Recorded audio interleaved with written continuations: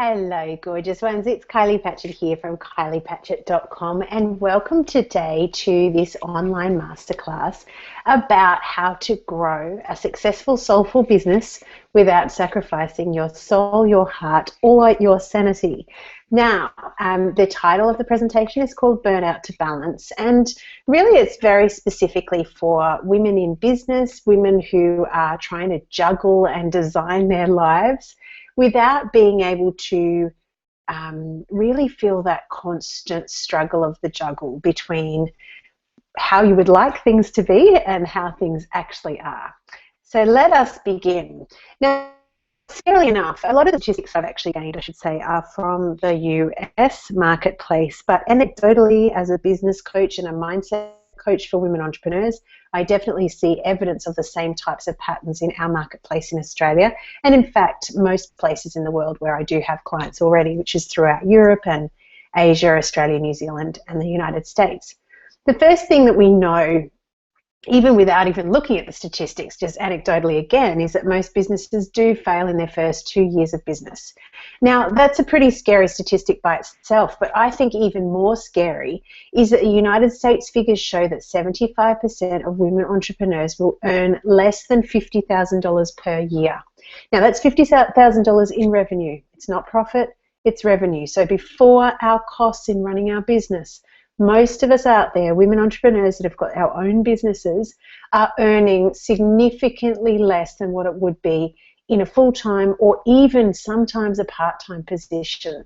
And that's a scary state of affairs, according to me and also lots of my clients. Now, also what I'm told by my clients is that around about 80%, around about 8 out of 10 people that I work with cite these two things as the biggest stresses in their business. Working long hours, and often working long hours for not as much result as what they expected, and also having this really constant stress around life balance and about achieving the mythical life balance, I would say, because I'm not really sure it's possible. But I do think that there is ways of growing a sustainable business where you actually are able to do something that you love to do, create a healthy income, but not have to sacrifice family or self-care time. So let's dive in.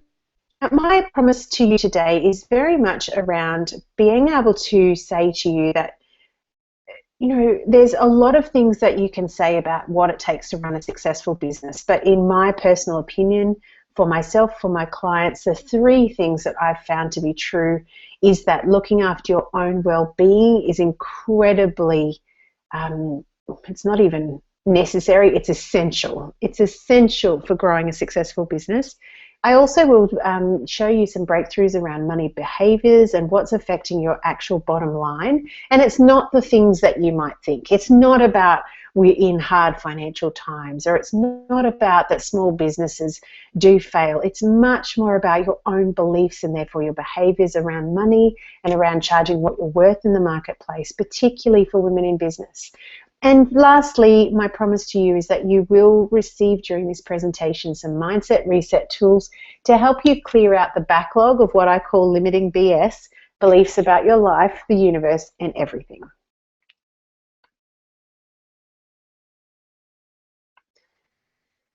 My apologies, this has been taking quite a while to catch up to me. So, okay. Let's start at the very beginning. Why should you listen to me? Why should you be listening to my advice? Who am I to talk about this sort of stuff? Well, I'd like to share a little bit of my story so that you know that you are in safe hands. I think it's important to always remember who you're taking advice from. And this is very much meant to be inspirational and educational, but it is important to know who's giving you the inspiration and education. So I want to share with you a little bit about my professional and personal journey. Way back, if we go back a couple of decades, back into school, I found school quite easy, and I'd always been quite analytical, quite scientific, quite mathematical. And what I ended up doing when I finished school at the age of 16 was I went and did the kind of logical thing, or what I thought was the version of success, which was to go and get a degree and go and get a sensible job. So I actually got 3 degrees and went and got a very sensible job in the government as a forensic biologist, and spent a while giving expert testimony, being very scientific, very logical, very black and white about the world. And then after a while moved across into medical management. So I went to work in a respiratory and sleep laboratory, was their general manager. And by my own definitions of success in those days, which was earning a good wage, having responsibility, having the status of having a responsible, in inverted commas, job, I ticked all the boxes. At 28, I had made it. And the only thing was that there was this niggling thing in the back of my head that said, Kylie, you're not meant to be doing this in the world. And in fact, it wasn't my head that was talking to me. It was my heart. It was the soul of me going, this is not what you're meant to be doing in the world.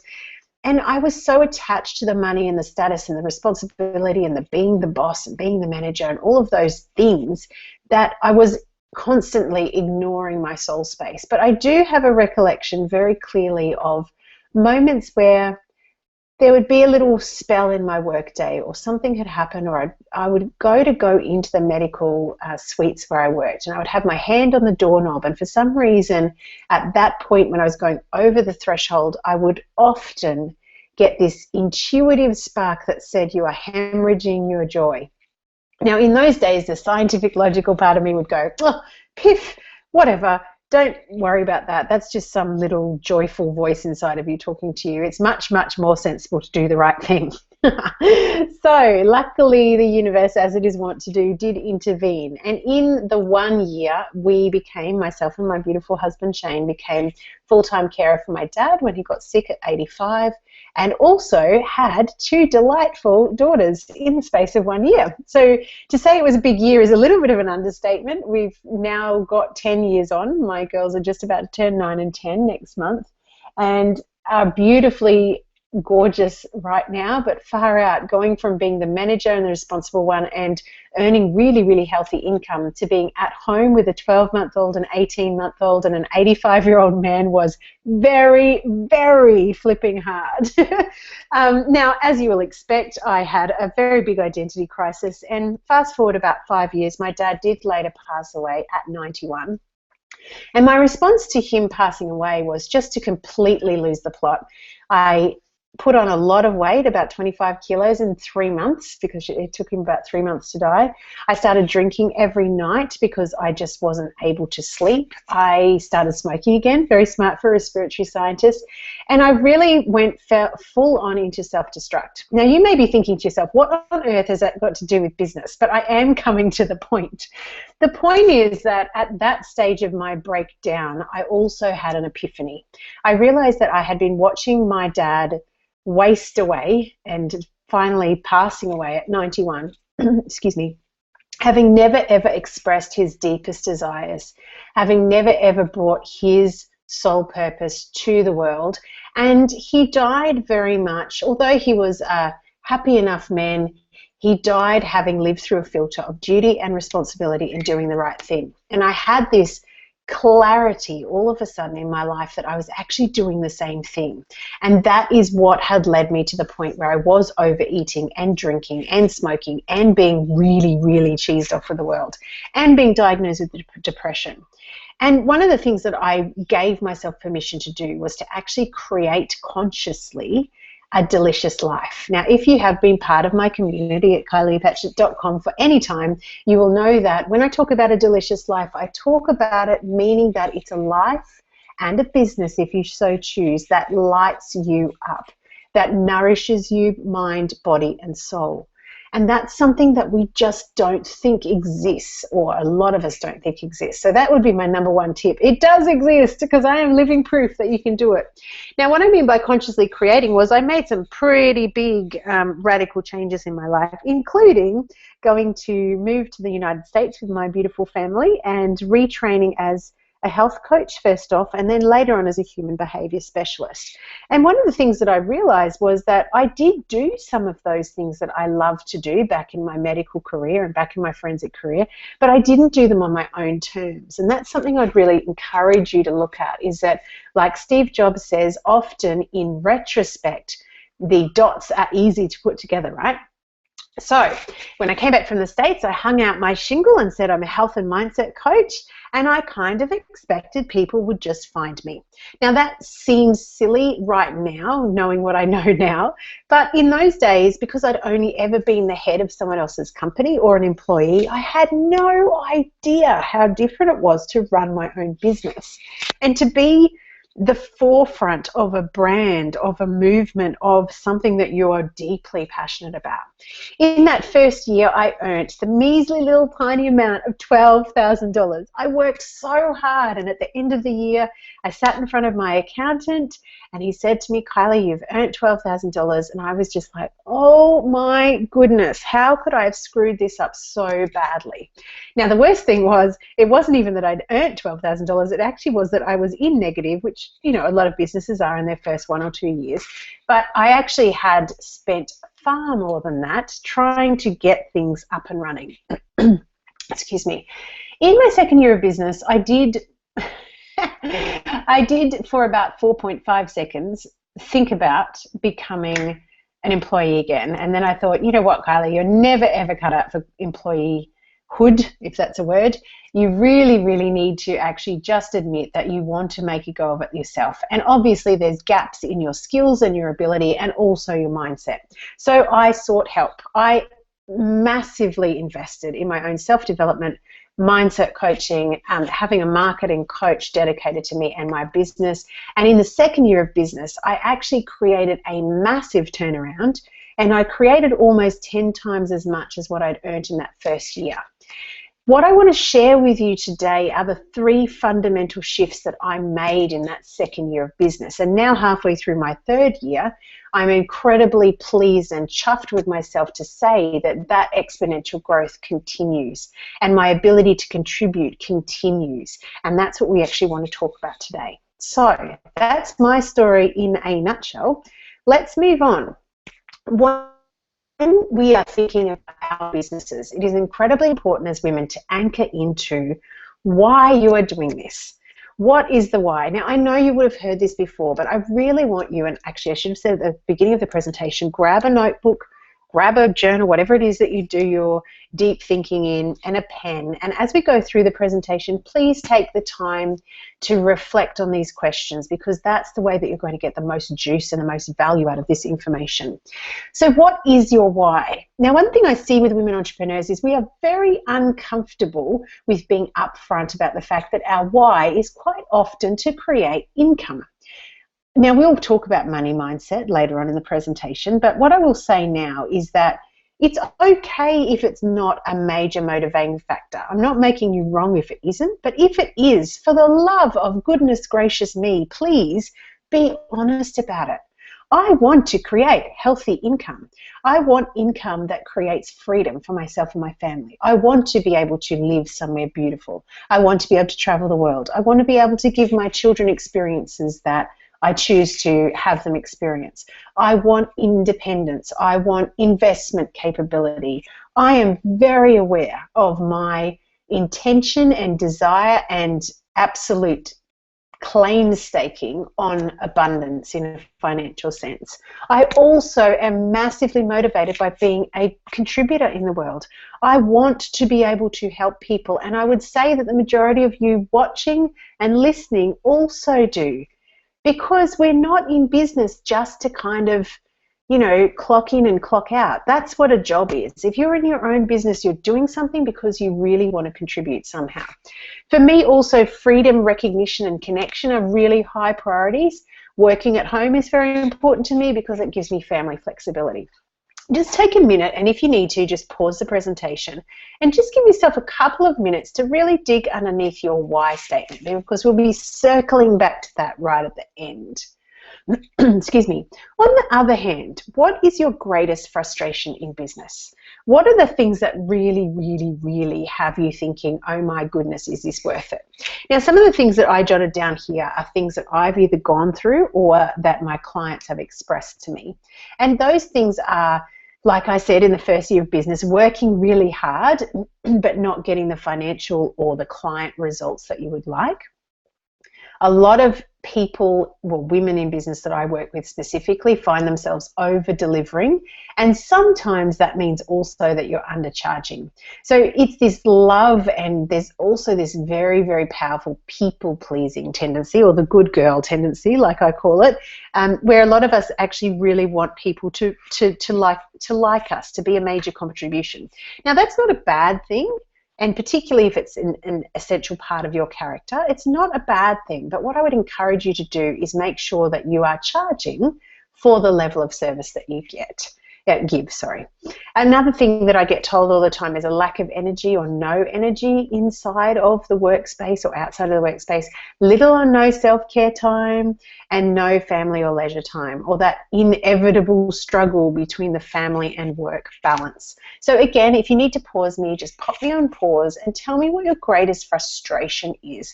It's really, really, really important to get clear on these things, because unless you know what is a block for you, it's very difficult to reframe it or move through it. And as something on my office wall does say, sometimes, or no, all the times, the only way out is through. So you really do need to get clear. Okay, so let's dive into the 3 chunks of content that I want to give you today. What we're talking about today are the 3 fundamental shifts that I did between my first and second year of business that created 1,000% increase in revenue, and also the types of shifts that I help my clients make.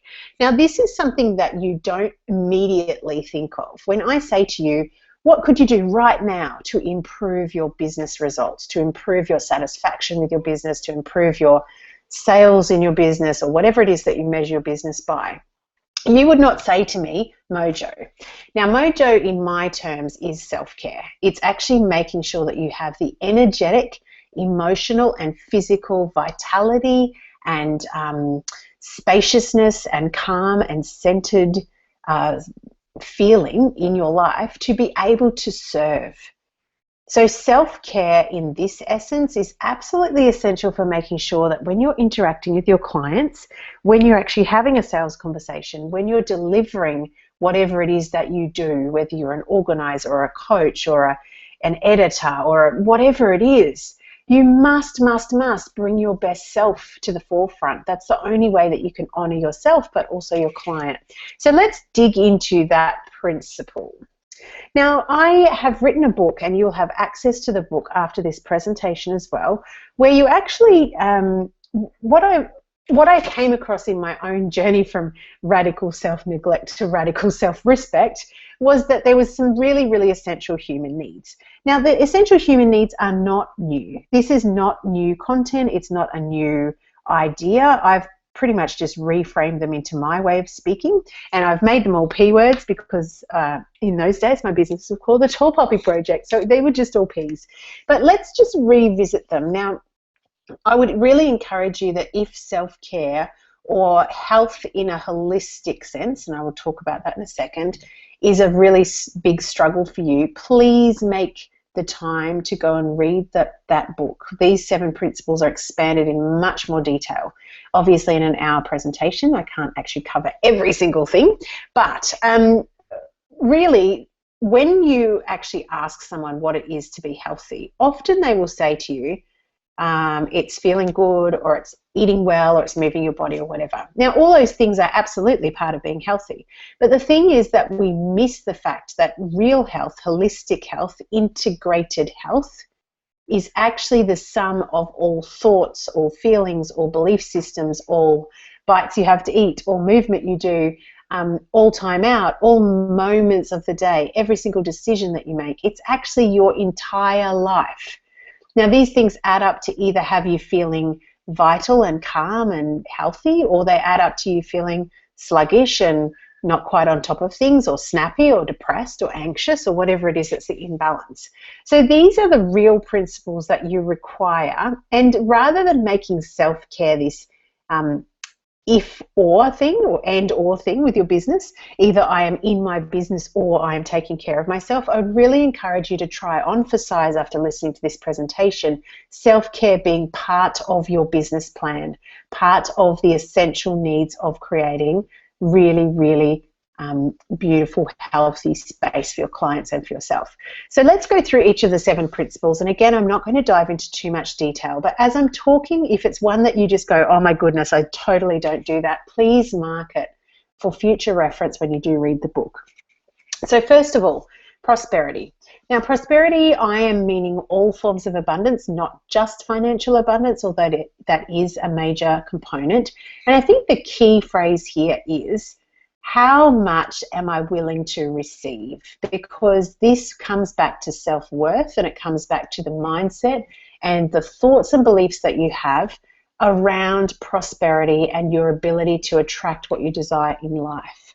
Now, that's a really, really big thing for women, because often when we are in a being a woman role, you can be the nurturer, the provider, the hugger, the fixer, the everything else that comes with either being a woman or a daughter or a mum or a carer or whatever roles that you play in life. And again, the good girl and the people pleaser, quite often it's easier for us to give but not to receive. Now, that actually affects our ability to create abundance in our lives as well, because if we block receiving support, we're also blocking receiving financial abundance, love, acceptance, all of those things. So just be very careful what you're actually telling yourself, and we are going to go into mindset a little bit later as well, but just be aware of how true do you feel this statement is, I am worthy of whatever it is that you desire. Because if there is any gap between your feeling of worth and your actual acceptance of worth, then there's going to be some issues. Secondary, and we'll speed it up a little bit because I know I only have the hour with you, is people. So this is actually the relationship with yourself and relationship with other people. When you are a human being, your essential need is to have some form of connection. Excuse me. Now, deep connected relationships where they are equally mutually beneficial and supported is the end game in people. A lot of us have those types of relationships in some areas of life, but we manifest them differently in other areas of life. So if that is a gap for you, know that that is part of what is actually making you healthy or not healthy, and pay attention to how you can move through that. The third thing is pleasure. Now, pleasure and pause, which are on the opposite sides of that little diagram there, are very much about women actually taking time out to have fun and taking time out full stop. Now, these are the most undervalued part of health, because we are living in a time in a society that teaches us that striving and driving and doing and ticking off the to-do list are the things that mean achievement. And I would again encourage you to try and emphasize the fact that every time that you strive in your business, it must be balanced with surrender time. So we get caught up in the do of day-to-day business, but I would encourage you to understand that everything must be in balance, just like night and day and hot and cold and everything else in nature is in balance. If you continue to strive and drive, but you never give yourself surrender time in between those periods, you're actually putting yourself at risk to become quite unbalanced. And that is actually something that really can drive a woman to seek pleasure in other things. So what I mean by that is this is often the reason why people will turn to food to eat, or turn to opening a bottle of wine every night, or turn to useless retail therapy, or turn to useless drama, or anesthetizing themselves on the couch in front of useless TV. So I would encourage you to really understand that pleasure and pause are very important in your life. And then plate and power, the ones down the bottom, are the two obvious ones. So eating whole food that's close to its natural state and seasonal is a beautiful, beautiful representation for you of what it is to nourish yourself. There is so much information out there about food, so much information that all is at odds with each other. What I would like to say to you in the simplest form is that food is meant to nourish you. Eat what it feels good to eat. Don't eat things that you know put you out of whack. And these are obvious things like a lot of alcohol, too much sugar, too much processed food. None of this is new. Same thing.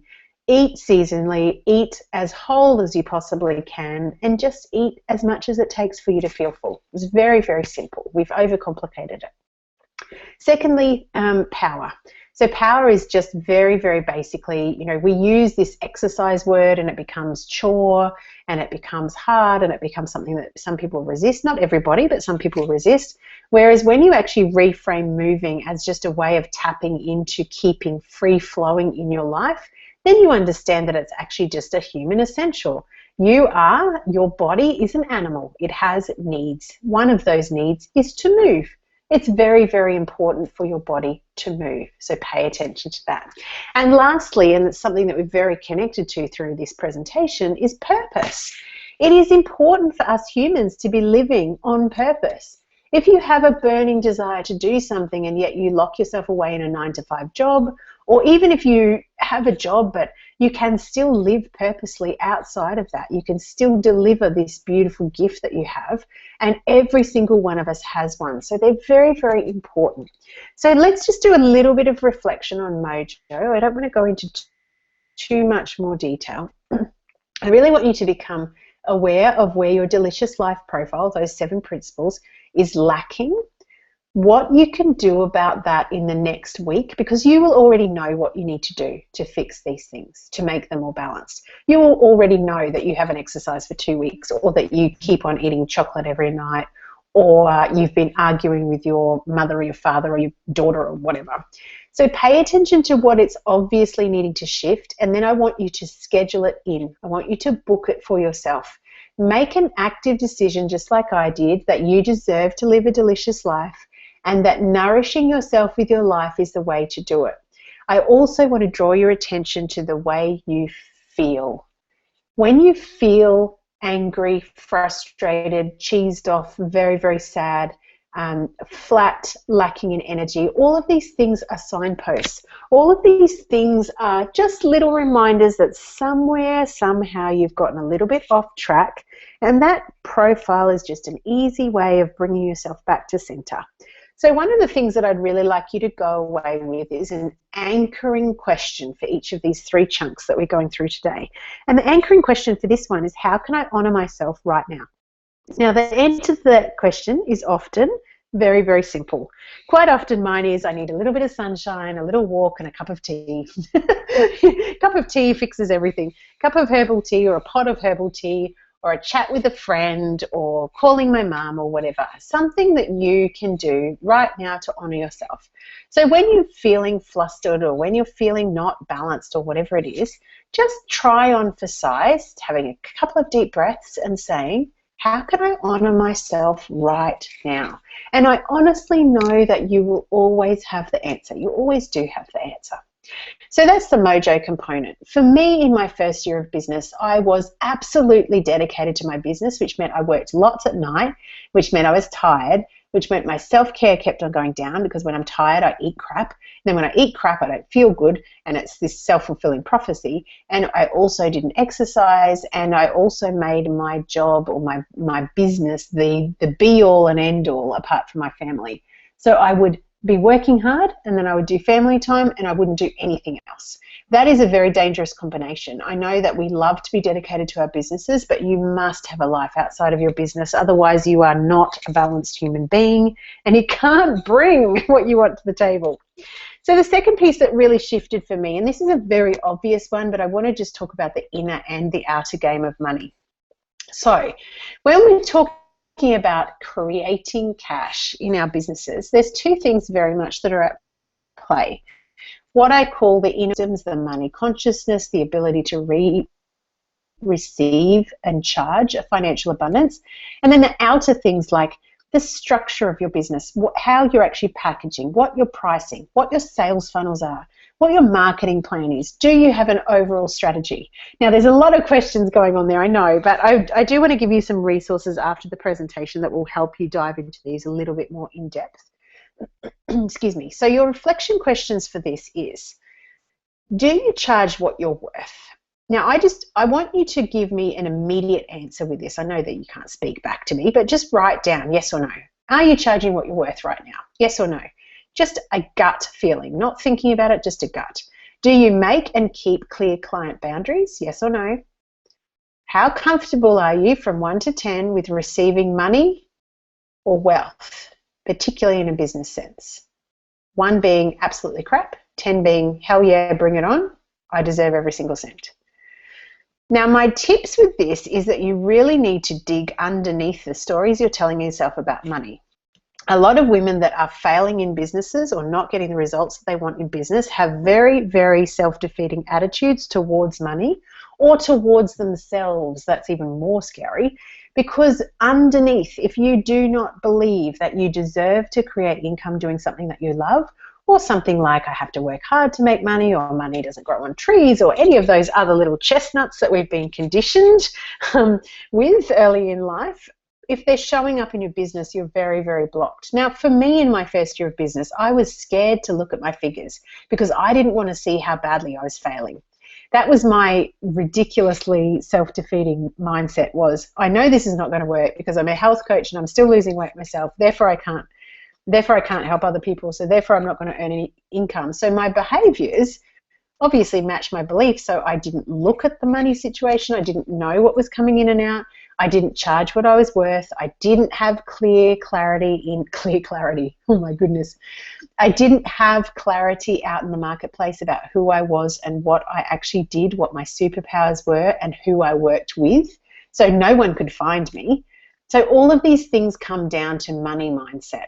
The secondary thing I would like to say is you must track everything in your business. Now, if you're anything like me, excuse me one moment. Sorry, I just need a little drink of water then.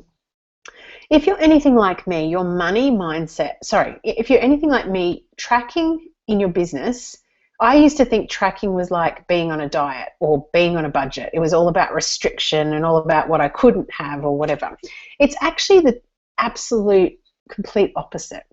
And this is something that I've really got my head around in the last 18 months in my business. When I started to track everything, when I had a financial date with myself every Friday, when I started to write down everything, I started using Xero, which is an accounting platform, which most of you would know of.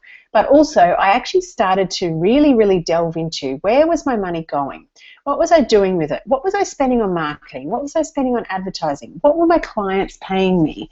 And I started to set very strategic goals for myself every week and every quarter and every year that were things that I then reverse engineered and went, okay, what can I track to get there? If I want to earn $250,000 this year, then I need to earn, I don't know what that would be, around about $550 a day. So just thinking about that in those terms makes it much more possible, and it also makes it much more possible in your mind, which is where the change starts, if you're tracking everything. So just make sure, and not just financial tracking, track things like your opt-in to your newsletter list, track things like your conversion in sales conversations, because when you start tracking it, you can measure it and then you can fix it if it's going wrong. So just pay attention to things. The last thing I'd like to say about money as well is that you must set goals around revenue, but also around how you want to feel. And I'll step you through an actual process for doing that in a moment. So my question or my check-in for you around money is, what size container am I holding up? Am I doing the inner work and the outer work for money so that I am holding up a beautiful, large container for abundance ready to receive? Or is my mindset and my actual behavior leaving so many holes in my little tiny money container that it's like holding up a little thimble and saying, can I have a little bit more, please? So think about that as an anchoring question. The last chunk of information I really want to go through with you is mindset. And I know I've touched on it a little bit with the money aspect, but this is something that in the very first year of business for me, I had a lot of stuff going on, and I wonder whether it's ever anything that's happened for you in business. Do you fear failure, success, putting yourself out there, asking for money? What do you actually believe to be true? And I'd encourage you to pause me as we're going through these, because these are incredibly powerful, deep diving questions if you just create some space for yourself and some quiet time. What do you believe to be true about yourself? What do you believe to be true about yourself? If you had to describe you to me as an outsider objectively, how would you describe yourself? What do you believe to be true about your ability to make it in business? What do you believe to be true about your competition versus you? And I don't believe in competition, but let's just use that word for these purposes. And what do you believe about your ability to make your desires into reality? There's actually a mistake on that slide. My apologies. So what do you believe about your ability to convert your desires to your reality? Very, very informative questions. When it comes down to it, there's actually a center in your mind, and I know that you may have already heard Susan Pierce speak about mindset. She has a beautiful book that explains all of this very, very nicely called Wired for Life.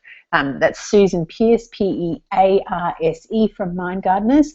And in Susan's book, and also in a lot of the mindset coaching techniques and tools, is based on the fact that there's a center in your mind that actually filters your reality for what you believe to be true.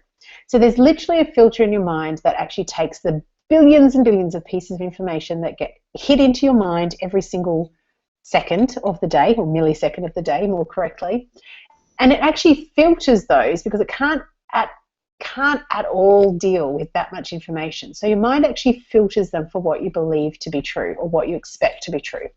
So just say you have a belief about yourself that says, I'm not good enough to do this business. I'm not good enough to help that client do that. I'm not good enough to earn money. I'm not good enough to make it happen, or whatever it is. You're actually actively filtering for the pieces of information that agree with that belief about yourself. So you will filter out client interest. You'll filter out people that could be good connections. You'll filter out potential joint venture partners. You'll filter out mentors. You'll filter out information that could help you because you believe and you expect to see evidence of, I'm not good enough, and therefore you do. Now that is both scary but incredibly powerful. When you can understand that, what it means is that when you start to change your belief patterns about yourself, you quite literally change your reality. Now, as a scientist, as a trained scientist, I used to think that was a load of BS, woo-woo, mumbo-jumbo, spiritual crap where you sit and you sit on your yoga cushion and you gaze at your belly button and something lands in your lap. And I used to go, no, as if that's going to happen. The thing is, this is actually all scientifically proven, and when you start believing that you can manifest what you actually desire in life, you step into your power as a woman and also as a world changer. Again, our businesses are about contribution. You can change the world with your gifts, but you can't change them if you believe that you are too small, too dumb, not skinny enough, not rich enough, not connected enough, not smart enough, blah, blah, blah, blah, blah, to do it. So I really want you to deep dive into those questions. So what I actually want you to ask yourself as an anchor phrase with this one is, how am I inviting this reality? So if your business is not doing what you want it to, or if you feel like you've hit the wall income-wise, or if you feel like there's something in your business that is not happening the way you want to, I want you to check in and say, how am I inviting this into my reality? And what I really mean by that question is, what am I believing to be true for this to be happening? What am I believing to be true for this to be happening?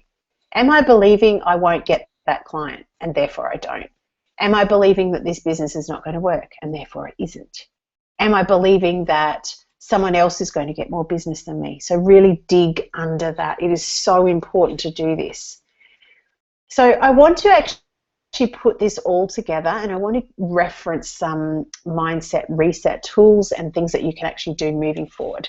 So what I see all the time is entrepreneurs get taught by very, very left-brained analytical business coaches and marketing coaches that talk about hard and fast goal setting and one-size-fits-all things. Now, I absolutely believe there's validity in a lot of business coaching and marketing out there, of course. I've invested in it myself. But what I think is absolutely missing is that these things must be anchored to your soul goals. So we're going to go through a process now of goal setting for entrepreneurs who crave a healthy bottom line without sacrificing their soul, their health, or their sanity. So first of all, write down on your beautiful clear white piece of paper. Oh my goodness, I love a clear white piece of paper. It's like bringing my desires into the physical plane and writing them down. So put up the top of the page in the next 90 days. So if it is the 1st of September when you listen to this, you're going to be talking about September, October, November, whatever period it is. In the next 90 days, I intend to bring into reality, and then we're going to go ... Now, I want you to free flow what you would like to create in your business in the next 90 days, and pause me for a few minutes to do this. And then the secondary thing of this exercise is that you need to go back and look at all of those goals, and I want you to just pick 3. Now, they can be 3 reasonably big ones. There's no problem with that, but I don't want you to pick any more, because here's what I know to be true in business. Simplicity and focus and consistently doing small steps every day is what brings business results to reality. The worst thing you can do is scatter your energy and therefore scatter your results, because the universe is watching you going, what the hell is she doing? I do not understand. Today she wants this, tomorrow she wants this, today she wants something else, da, da, da, da, da. It's all very confusing. For you yourself, you need to anchor yourself to 3 main goals. You need to have them front and center in your office. You need to be looking at them every day. You need to be speaking about them every day to yourself, to someone else. Because the more you language it, the more you get clear. It's like sending a big fat order form to the sky and saying, I am ready for this. I am making space for this. When you're flitting around between 58 different goals, there is no way you can create what you want in your business. Now let's check into the 3 fundamentals again. Number 1, do I really believe it's possible? What are my beliefs about this? What are the beliefs that are standing in my way? Who can I get to be on my cheer squad? Please make sure that you have a support team. It can be other entrepreneurs. If your family is on board, please use your family. Get your family to buy in this big vision that you have, because they are some of the people that will benefit from it. It's really important to do that. And also, what are my go-to BS busting tools? Now, as a mindset coach, when I work with women entrepreneurs, my biggest mission is to tool them up so that they can create change themselves, even after we stop working together. It's not about making people dependent on me as the coach. I want them to be able to create change going forward. Now, I can give you a whole heap of resources, but the 3 that I would absolutely recommend that you look into, if you don't already use them every day, they're incredibly powerful tools for clearing out the mental slate, is emotional freedom technique. Now, if you haven't heard of that before, I'm sure you have, but it's also called EFT or tapping. The best place to start with your tapping journey is to look up thetappingsolution.com, thetappingsolution.com. And there's also if you go onto YouTube and you Google tapping for business or tapping for women in business or tapping for making money in business, you'll get people that actually put you through a tapping sequence. But basically it uses ancient traditional medicine meridians to release mindset and belief patterns in your body, so in your energy system. It is incredibly powerful. It's very quick, and it's something that you can do yourself. Now, if you choose to work with a coach, if you can find someone that either uses neuro-linguistic programming, which is NLP, or DeMartini techniques, they are the 2 that I use the most with clients, and I feel that they're very, very fast acting for the majority of people that I work with. There is many different ways of dealing with mindset, so I'm just talking about my top 3 resources. The 3rd thing I would highly recommend is working with either a kinesiologist or a chiropractor that does neuro-emotional technique, NET, neuro-emotional technique. The reason why I pick these 3 things is that what I find with women in business is quite a lot of us are very much in our heads. We're very much telling ourselves the stories. We're saying why it won't work and da-da-da-da. All of these things actually turn off or kind of bypass your brain and go straight to your body and your heart space for actually releasing fear and releasing blocks and releasing money stories. So they're the things that I would really recommend that you look into. Secondly, we're going to go back to the soul goals that you just put down, those big 3, and I want you to actually work out what variables you can track each week to make sure that you are absolutely on course to creating that endpoint. I also want you to book into your diary when you'll track them. Now, for me, for instance, I have what I call Financial Freedom Friday, which is also my weekly WOW tracking day. And that actually means that I track all those variables and all of the financial variables in my business. So I do it on a Friday. You can do it whenever you want, but it must be a consistent activity. I also want you to pay attention to what the money blocks are that are in the way of you scoring this, and what are the marketing activities that are in your genius zone that you're going to do to put this offer out there to create this sort of income. So obviously one of your goals in business is usually going to be revenue generation or list building or something like that.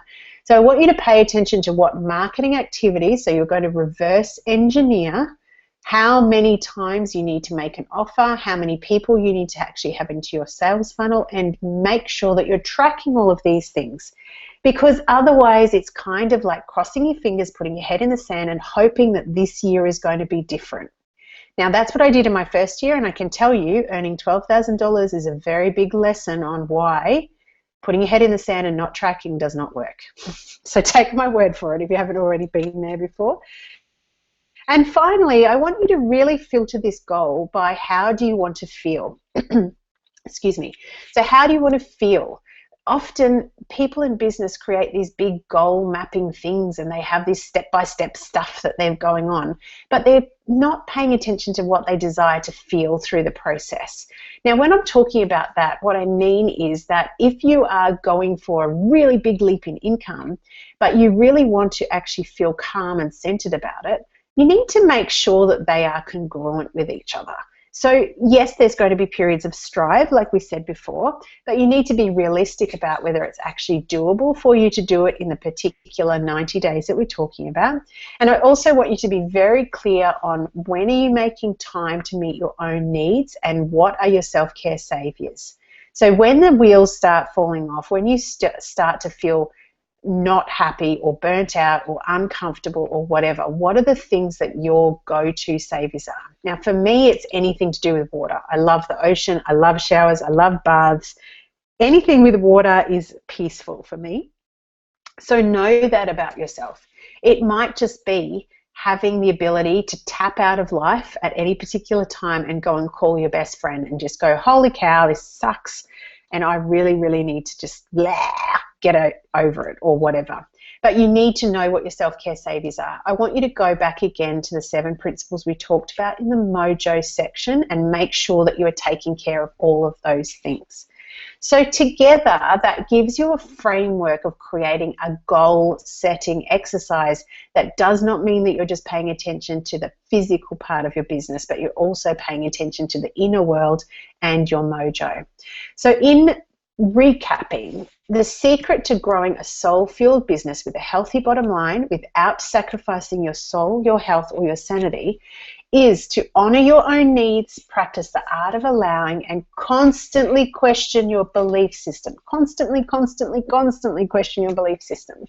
Now, if you were on this webinar live, which we know you're not, I would ask you to send me questions. So underneath the presentation, you will see contact information for me. I would love you to come and join my community on social media. We are always talking about soulful business and the fact that I do believe it is possible to be soulful and successful. And if you do have any specific questions about the actual presentation, I would be more than happy to shoot the breeze with you or answer anything. So please do reach out. I'm really, even though I have a team now, I'm very engaged and making sure that my community does get my personal attention. Even if you do email me, might take a couple of days, but you do actually get me on the end of the email. So please do reach out. Come say hi online. They're all my tags on Facebook, Kylie Patchett Online, on Twitter, Kylie_Patchett, on Pinterest and Instagram, Kylie Patchett. I am super active on all of those forums, so I'd love to hear from you. Now, finally, what I need to tell you is that you do actually have access to a few things that will allow you to go into this information much more deeply. Now, even though there it says your free Mind Money Mojo business bundle, it is actually now called The Whole Truth About Entrepreneurship. I have had an absolute aha moment about how angry it makes me to see all this one-size-fits-all marketing and business rubbish out there that doesn't tell you the whole truth about entrepreneurship, particularly for women, and particularly for women that do have family or lifestyle commitments outside of their business. Now, the Whole Truth bundle does include a tracking sheet so that you make sure that you are actually tracking all those variables. It also includes a whole heap of bonus interviews from mindset and money and mojo global experts from all over the world. It also has a report that's the 10 top mistakes that budding entrepreneurs make in their first 2 years of business. And finally, it does actually have a whole heap of information about how to harness your mindset and your money consciousness and your mojo to create what you want in business. So I really encourage you to come along to kyliepatchett.com/whole truth, WHOLETRUTH, to grab your goodies. So thank you so much for actually joining me today and listening to this presentation. I trust that you have got some nuggets of awareness and some ahas. When you listen to information like this, as I said in the very first instance, I really, really, really am passionate about empowering women to create the lives and the businesses that they want to create. I really want you to take away, if nothing else, that you have the power to create what you want. The very, very essential fundamentals of doing that are harnessing your mindset, making sure that you are clearing out the money beliefs and doing the practical business stuff that you need to create income, and finally taking care of your own needs. If you do actually need more assistance or guidance, please go and check out my Mind, Money, Mojo Business Mastermind, which is just about to open again. You can check out all the details at kyliepatchett.com/mind, money, mojo, funnily enough. And that mastermind is a deep dive immersion for only 15 gorgeous girls in their first 1 to 2 years of business. And it's specifically created with all the tools that you do need to actually create change in your business, real change with a real community, a circle of support, a cheerleader and a butt kicker, which is me, and also some amazing, amazing tools and resources and ready-to-go templates and all sorts of things. So if you do need any additional help, please come and check out kyliepatchett.com/Mind, Money, Mojo. So thank you so much for your time and attention. I really, really appreciate you taking time out of your day to actually share in this space and in this energy with me. I do fundamentally believe that by virtue of the simple fact that you were born, you too deserve a delicious life that warms you and fills you up and nourishes you, mind, body, and soul. And I really encourage you that if you are a woman in business, that you step into your power in that framework too, because your business is about contributing and receiving financial abundance and support and a cradle for you and your family in return. You absolutely deserve to do what makes your heart sing and contribute to the world, and I really do hope that you stay connected to me and my community so that I can be of further assistance down the track. Until then, my beautiful, beautiful friends, thank you so much for your time, and I'll speak with you soon.